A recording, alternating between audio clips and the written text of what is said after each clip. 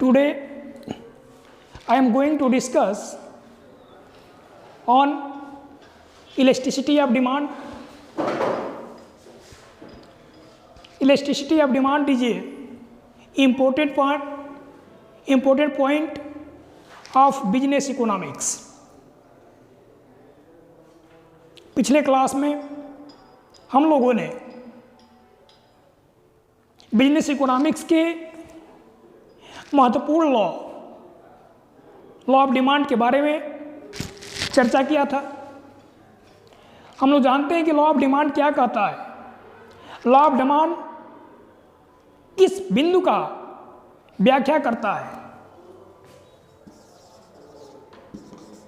Law of demand. What is law of demand? Law of demand क्या है? मांग का नियम क्या है और मांग के नियम से हम क्या समझते हैं? जब किसी वस्तु के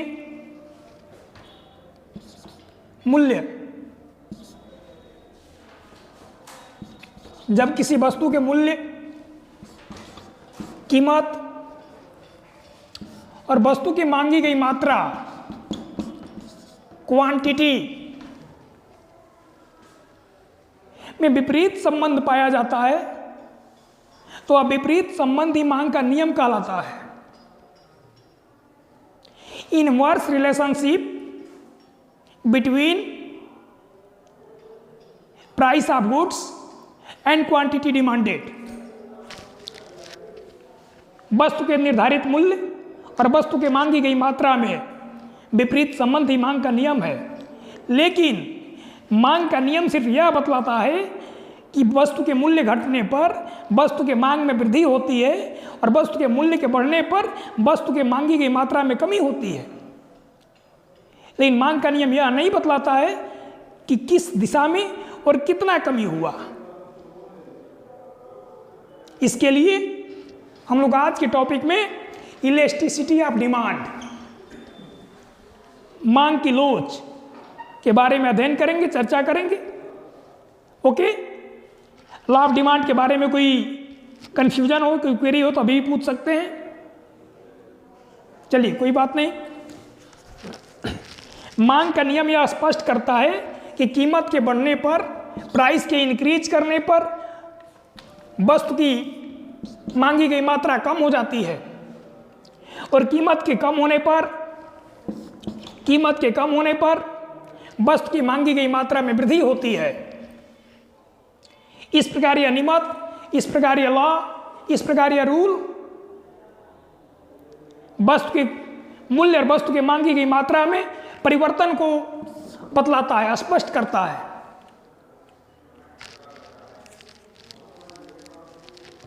इस प्रकार यह नियम कीमत में परिवर्तन के परिणाम स्वरूप मांग के परिवर्तन की केवल दिशा को बतलाता है। किसको बतलाता है?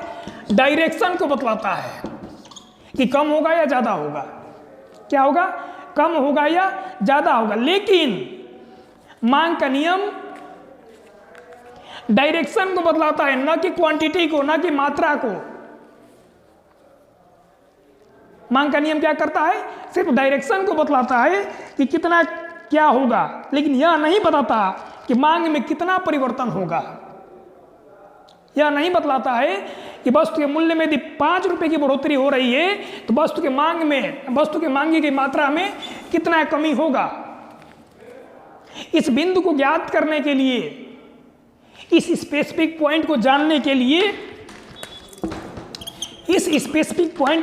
के लिए हम इलास्टिसिटी ऑफ डिमांड, मांग की लोच का अध्ययन करते हैं। क्या करते हैं? मांग की लोच का अध्ययन करते हैं। इस बात को जानने के लिए अर्थशास्त्रियों ने मांग की लोच का तकनीकी विचार, टेक्निकल कंसेप्ट प्रस्तुत किया है, जो आपके सामने है, इलास्टिसिटी ऑफ डिमांड। मांग की लोच का अर्थ वस्तु की कीमत उपभोक्ताओं की आय,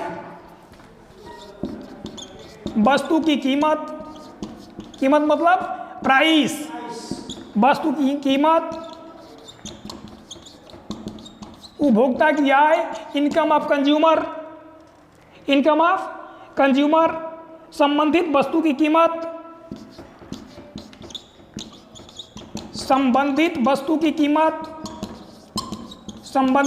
की कीमत, रिलेटेड गुड्स का मूल्य, और विज्ञापन व्यय क्या है? विज्ञापन, अंतिम बिंदु क्या है? विज्ञापन व्यय, एडवर्टीजमेंट एक्सपेंसेज। विज्ञापन व्यय के बीच परिमाणात्मक संबंध क्या है? परिमाणात्मक संबंध, क्वांटिटेटिव रिलेशनशिप,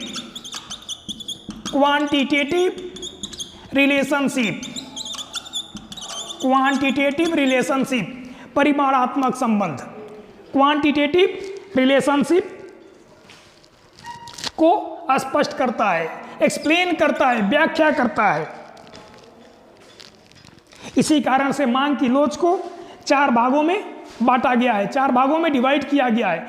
मीन्स कहने का तात्पर्य है कि आधुनिक अर्थशास्त्रियों ने मांग की लोच को, इलास्टिसिटी ऑफ डिमांड को 4 भागों में डिवाइड किया गया है। हम जानते हैं कौन कौन से बिंदु हो सकते हैं वो। पहला है मांग की कीमत लोच, means elasticity of demand is divided in 4 points. Elasticity of demand is divided in 4 point. मांग की कीमत लोच, मांग की कीमत लोच, मांग की कीमत लोच, मांग की आय लोच,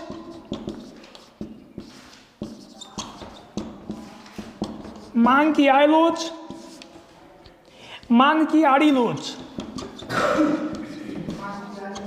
मांग की आड़ी लोच, और चौथा पॉइंट है जो अंतिम है, मांग की विज्ञापन लोच, मांग की विज्ञापन लोच।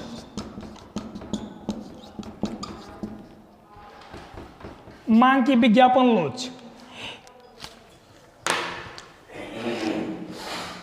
आगे मांग की मूल्य लोच, हाँ, मांग की कीमत लोच, मूल्य लोच, मांग की लोच के अंतर्गत हम इन 4 बिंदुओं पर प्रकाश डालेंगे। पहला है मांग की कीमत लोच, मांग की मूल्य लोच जिसको कहते हैं। नेक्स्ट पॉइंट है मांग की आय लोच, जो इनकम की आय के आधार पर जो चेंजेज होता है वो होगा मांग की आय लोच। तीसरा है मांग की कीमत लोच, मांग की आड़ी लोच, क्रॉस इलास्टिसिटी ऑफ डिमांड, और मांग की विज्ञापन लोच, एडवर्टीजमेंट इलास्टिसिटी ऑफ डिमांड। कितने प्रकार की मांग की लोच होती है? 4 प्रकार की होती है। Price elasticity of demand, income elasticity of demand, cross elasticity of demand, और लास्ट पॉइंट है advertisement elasticity of demand. Okay, any problem? इतना समझ में आ गया? अब हम अगले क्रम में पढ़ेंगे मांग की कीमत लोच, मांग की कीमत लोच, मांग की मूल्य लोच के बारे में अध्ययन करेंगे। मांग को प्रभावित करने वाले प्रमुख तत्वों में, मांग को प्रभावित करने वाले प्रमुख तत्वों में कौन सा तत्व है? कीमत,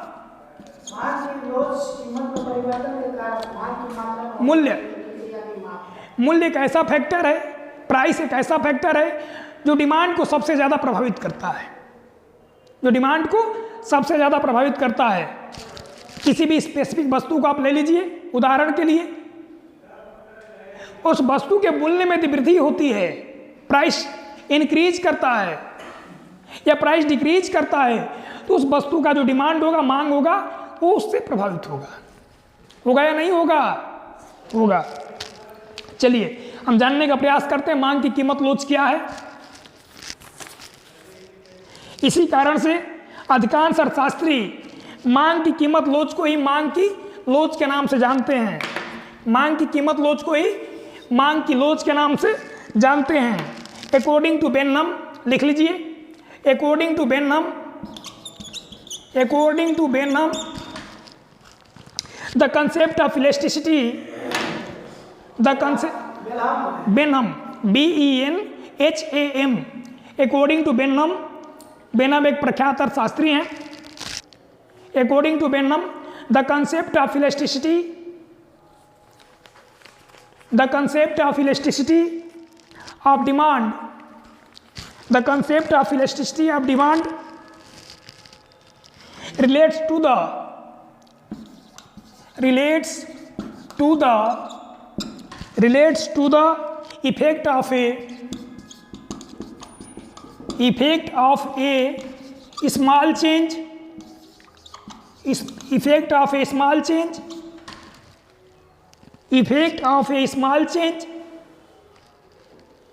in price, change in price upon the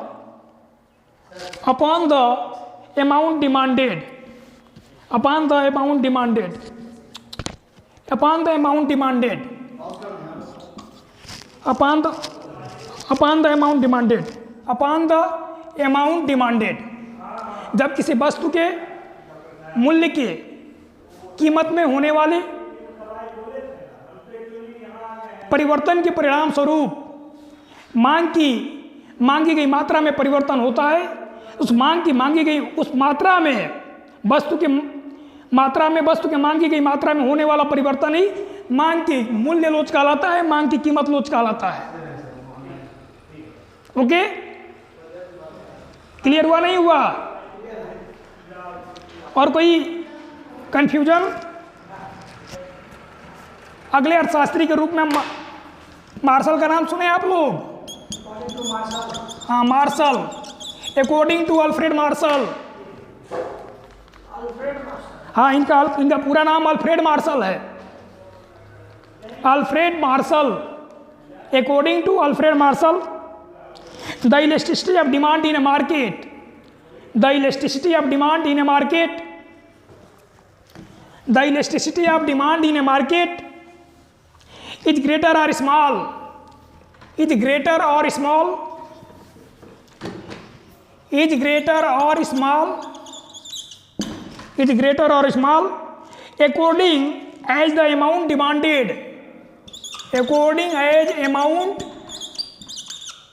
demanded, according as amount demanded increases much or little, increases much or little, much or little, ज़्यादा या कम, much or little for a given fall in price, for a given fall in price, price के कम, price के गिरने या price के कम होने से, for a given fall in price or diminishes much or little for a given rise in price, fall in price। हो गया? Martial क्या कहते हैं? मार्शल कह रहे हैं किसी बाजार में मांग की लोच का कम या अधिक होना इस बात पर निर्भर करता है, किस बात पर निर्भर करता है? किसी बाजार में मांग की लोच का कम या अधिक होना इस बात पर निर्भर करता है कि मूल्य में एक निश्चित कमी होने से, मूल्य में एक निश्चित कमी होने से मांग अधिक बढ़ती है या कम होती है, मांग अधिक बढ़ती है या कम, और मूल्य में एक निश्चित वृद्धि होने से मांग घटती है, अधिक घटती है या कम घटती है। कई चीज़ें होती हैं। मान लीजिए किसी वस्तु के मूल्य में 10 रुपये का वृद्धि हो गया, तो उस 10 रुपये की बढ़ने पर उसके मूल्य में ज़्यादा कमी हो रही है या कम कमी हो रही है? ये दोनों चीज़ें हैं ना। एक होगा ज़्यादा, यदि मान लीजिए कि मूल्य में 10 रुपये की बढ़ोतरी हो गई तो उस वस्तु के डिमांड में 10% डिक्रीज कर गया या 30% डिक्रीज कर गया। दूसरा पॉइंट है, वस्तु के मूल्य में कमी होने पर मान लीजिए वस्तु का मूल्य 20% डिक्रीज कर गया, जैसा कि अक्सर बाजार में होता है। आप पूर्ण प्रतियोगिता के बाजार में देखते होंगे अक्सर वस्तुओं का मूल्य घटता रहता है क्योंकि वहाँ कंपटीशन होता है। उस कंडीशन में हमको ये व्यू करना है, इस बात का एनालिसिस करना है कि वस्तु के मूल्य के बढ़ने या घटने पर उसकी मांग में कमी ज़्यादा हो रही है, कम हो रही है। ओके, यही मांग की लोच कहलाती है, यही मांग की लोच कहलाती है। अकॉर्डिंग टू बोल्डिंग, एक अर्थशास्त्री है बोल्डिंग। बोल्डिंग क्या कहते हैं देखते हैं। अकॉर्डिंग टू बोल्डिंग, हाँ Boulding, according to Boulding the elasticity of demand may be defined, the elasticity of demand may be defined, the elasticity of demand may be defined as the percentage change in quantity, as the percentage change in quantity, as the percentage change in quantity, which would result from 1% change in price, from 1% change in price,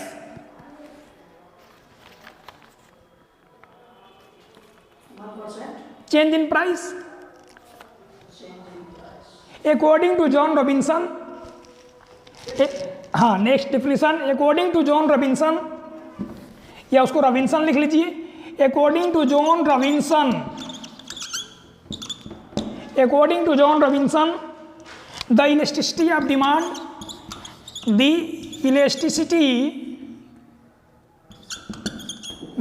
elasticity of demand, the elasticity of demand at any price, at any price or any output, or any output, at any price or any output, is the proportional change, is the proportional,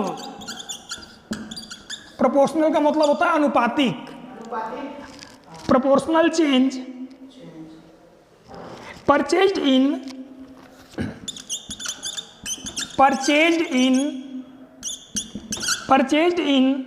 response to a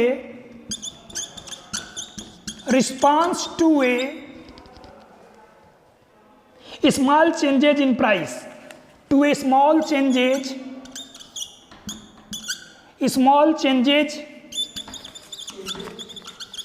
in price, small changes in price, divided by the proportional change, divided by the proportional change,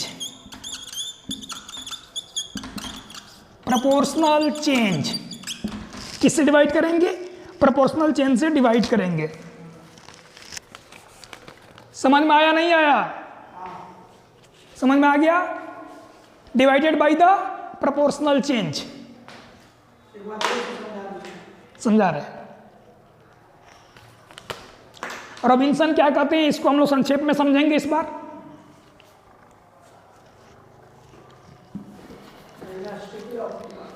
इसको एक formula के अंतर्गत, ये formula हम लिख दे रहे हैं सामने। हाँ, मांग की कीमत लोच, फार्मूला क्या है हमारा? मांग की कीमत लोच, मांग की कीमत लोच, मांग की कीमत लोच बराबर मांग की कीमत लोच या मांग की लोच को, मांग की लोच अक्सर निगेटिव होती है। मांग के मूल्य लोच बराबर, हाँ, मांग की मूल्य लोच, मांग का प्रतिशत परिवर्तन बटा मूल्य का प्रतिशत परिवर्तन। ठीक है, ये भी ठीक है। और मांग की लोच को हम स्मॉल ई से डिनोट करते हैं। किससे डिनोट करते हैं? स्मॉल ई से। और मांग की लोच हमेशा निगेटिव होती है। क्या होती है? हमेशा निगेटिव होती है, ऋणात्मक होती है। आइए आगे हम इसका डिफिनेशन लिखते हैं। मांग की कीमत लोच, मांग के मूल्य लोच बराबर मांग में अनुपातिक परिवर्तन, मांग में अनुपातिक परिवर्तन। क्या है मांग में? अनुपातिक परिवर्तन, डिवाइडेड बाई भागा कीमत में अनुपातिक परिवर्तन, कीमत में अनुपातिक परिवर्तन, कीमत में। ये भी सही है ना, मांग का प्रतिशत परिवर्तन। हाँ, ये भी सही है। मांग में प्रतिशत परिवर्तन का डिफिनेशन बोल्डिंग ने दिया था। अभी हम इसको सिंपल हल करें, संक्षेप में हम कर रहे हैं। मांग की कीमत, मांग के मूल्य लोच को यदि कैलकुलेट करना होगा तो हम क्या करेंगे? मांग में अनुपातिक परिवर्तन को कीमत में अनुपातिक परिवर्तन से डिवाइड कर देंगे। क्या करेंगे? डिवाइड कर देंगे। अब सबसे बड़ी बात आती है कि मांग में अनुपातिक परिवर्तन हम कैसे कैलकुलेट करेंगे। मांग में अनुपातिक परिवर्तन अलग से, हम मांग में अनुपातिक परिवर्तन को अलग कैलकुलेट करेंगे और कीमत में अनुपातिक परिवर्तन को अलग कैलकुलेट कर लेंगे। ठीक है, इसके लिए हम एक एग्जांपल यहां पर डिनोट कर रहे हैं, ध्यान दीजिए। एग्जाम्पल, मान लीजिए किसी वस्तु की कीमत, मान लीजिए किसी वस्तु की कीमत, किसी वस्तु की कीमत,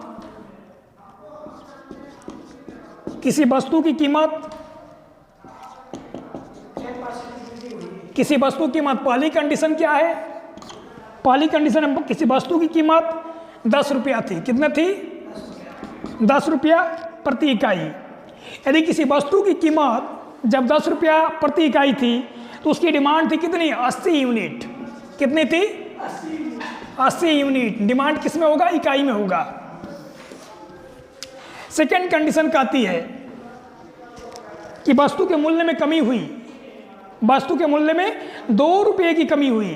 2 रुपये कीमत, 2 रुपये कमी मतलब कितना हुआ? वस्तु का मूल्य हो गया 8 रुपया। कितना हो गया? 8 रुपया। मांग का नियम क्या कहता है? लॉ ऑफ डिमांड कहता है कि जब वस्तु के मूल्य में कमी होती है तो वस्तु के मांगी गई मात्रा में वृद्धि होती है। तो वस्तु की डिमांड बढ़ करके 100 यूनिट हो गई। कितना हो गया? 100 यूनिट हो गई। मूल्य में कमी होगा तो यूनिट तो बढ़ेगा ही, स्वाभाविक है। अब हमको यह कैलकुलेट करना है कि मांग की लोच कितनी हुई। मांग की लोच कितनी हुई? मांग की कौन सी लोच? कीमत लोच, क्योंकि यहां पर इंपॉर्टेंट फैक्टर क्या है? कीमत। क्या है फैक्टर? कीमत है, प्राइस फैक्टर है हमारा। इसलिए कौन सी लोच है? प्राइस इलास्टिसिटी ऑफ डिमांड है। हम क्या कैलकुलेट करेंगे? प्राइस इलास्टिसिटी ऑफ डिमांड को कैलकुलेट करेंगे। We are going to calculate price elasticity of demand. We are going to calculate price elasticity of demand. Hence, price elasticity of demand is equal to proportional change in demand divided by proportional change in price. Okay? अब आइए, proportional change in demand कैसे calculate करेंगे? इसमें आप कुछ कीजिएगा। ये आपका क्वेश्चन है, ये तो क्वेश्चन है, आपका टेबल हो गया। यहाँ नीचे लिख दे, यहाँ नीचे लिख देंगे मांग की कीमत लोच, मांग की कीमत लोच की गणना कीजिए। मांग की कीमत लोच की गणना कीजिए।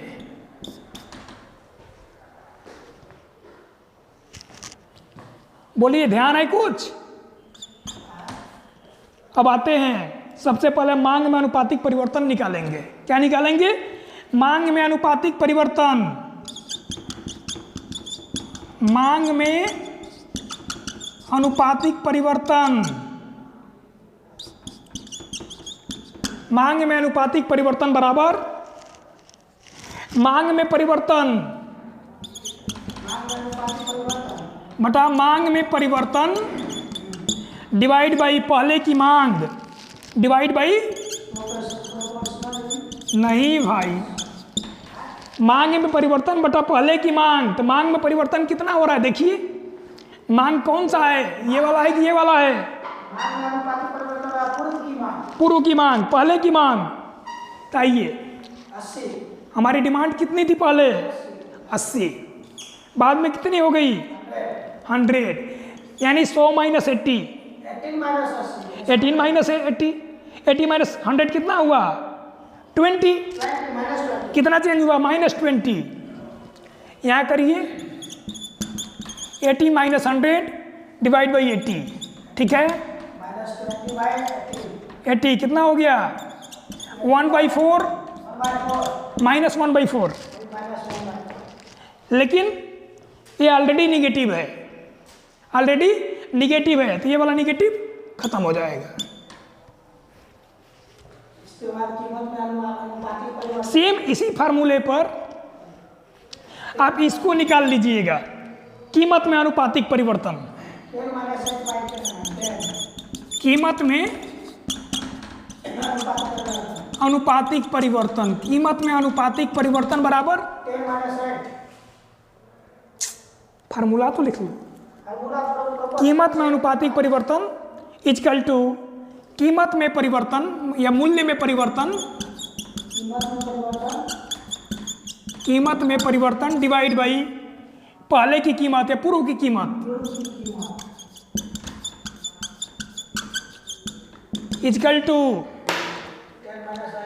कीमत कितनी थी पहले 10, बाद में कितना हो गया, कितना चेंज हुआ 2, डिवाइड बाई पहले कीमत कितनी थी 10, डिवाइड करिए कितना आएगा 1/5। आपको यहाँ दो वैल्यू निकल गए 1/4 और 1/5। 1/4 है आपका प्रोपोर्शनल चेंज इन डिमांड और 1/5 है प्रोपोर्शनल चेंज इन प्राइस। अब इस फार्मूले पे जो यहाँ दिया हुआ है इलास्टिसिटी इजकल टू मांग में अनुपातिक परिवर्तन डिवाइड बाई कीमत में अनुपातिक परिवर्तन, यहाँ पर रख दीजिए E equal to 1/4 divide by 1/5। फिर सॉल्व करिए 1/4 मल्टीप्लाई इजकल टू 5/1, यानी कितना हो गया 5/4 1.25। हमारी मांग की लोच कितनी हुई 1.25, यानी यहाँ हो जाएगा 1.25। ठीक है, समझ में आया नहीं आया? चलिए अगला क्वेश्चन नोट कर लीजिए। हाँ, किसी बाजार में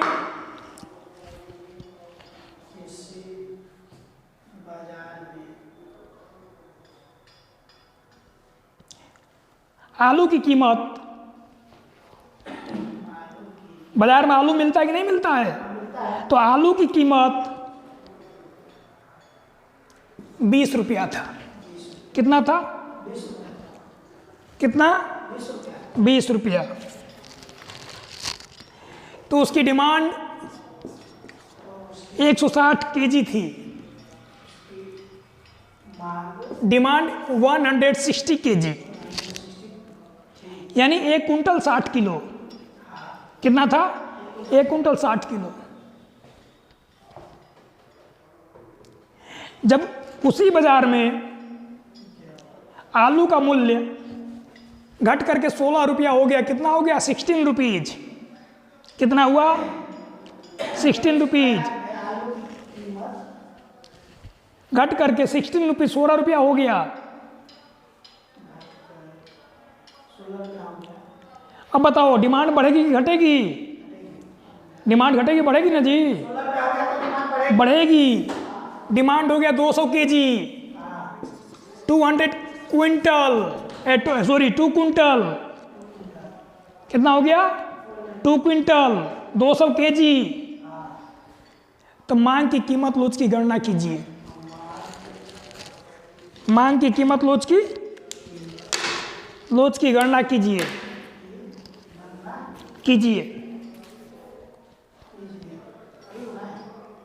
इसको करके ले आइएगा। अभी कोई कंफ्यूजन हो, कोई क्वेरी हो तो आप पूछ सकते हैं, हल हो जाएगा। अगले क्लास में हम लोग मांग की आय लोच पढ़ेंगे। क्या पढ़ेंगे? मांग की आय लोच। क्योंकि मांग को प्रभावित करने वाला दूसरा सबसे महत्वपूर्ण यदि कोई फैक्टर है, कोई तत्व है, कोई घटक है, तो होती है उपभोक्ता की आय, इनकम ऑफ कंज्यूमर। क्या चीज? Income of consumer. जैसे जैसे उपभोक्ता की आय बढ़ती है तो उसकी खर्च करने की विल पावर कैपेसिटी भी बढ़ती है।